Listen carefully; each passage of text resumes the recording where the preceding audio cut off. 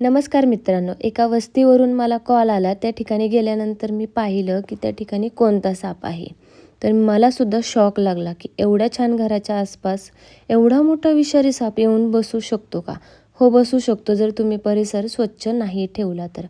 आता तुम्ही बघा, इथे 2-3 घरं आहेत आणि बाजूला पण खूप मोठी वस्ती आहे आणि या ठिकाणी एक अतिशय विषारी म्हणजे भयंकरच डेंजर असा हा साप येऊन बसलेला आहे.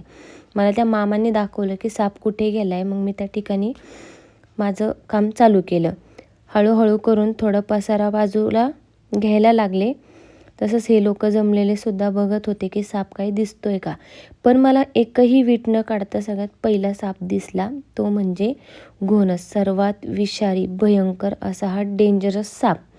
तर चला मग आता आपण जास्त रिस्क न घेता, पुढे न जाता हळूहळू आपल्या स्टिकच्या साह्याने इथे पडलेलं सामान, विटा सगळं हळूहळू बाजूला करू.